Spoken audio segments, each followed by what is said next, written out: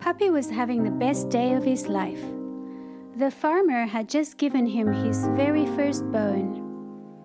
It was a magnificent bone with lots of juicy meat.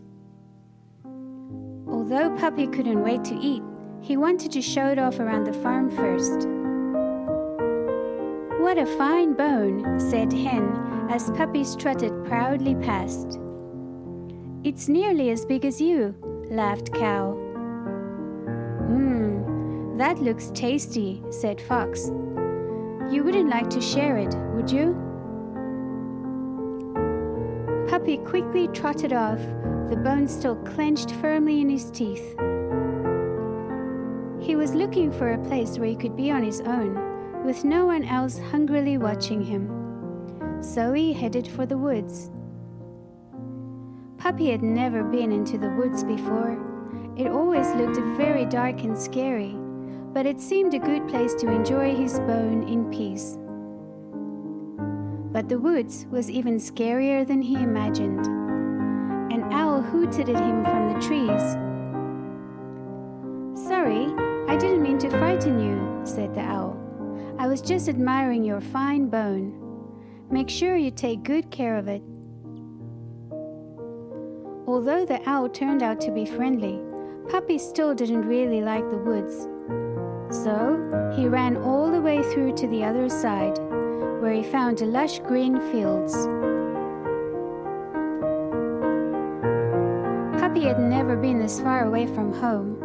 It was exciting but a little scary too. Soon he came to a wooden bridge over a very clear river. This was very different from the streams around the farm, which were all muddy and full of weeds. Puppy was curious. On the other side of the bridge, a family of rabbits were playing in the field. "The rabbits won't want to share my bone," Puppy thought. "I'll dash over the river and dig into it in peace." By now, Puppy was feeling very hungry indeed. All he wanted was to sit in the soft grass and chew his bone in peace. He wobbled as he started crossing the old bridge. He tried not to look down, but when he reached the middle, he could not resist a quick glance. He was surprised to see another dog peeping out from under the bridge.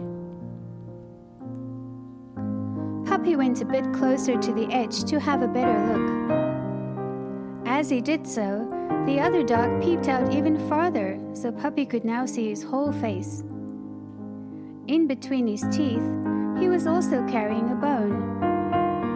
And it looked just as big and juicy as Puppy's bone. "I wish I could have that bone too," thought Puppy. So he started to growl at the other dog, hoping that it would make him drop the bone and run away.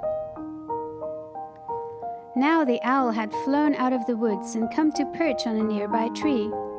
He was watching Puppy very carefully. "Oh dear," said the owl with a shake of his head.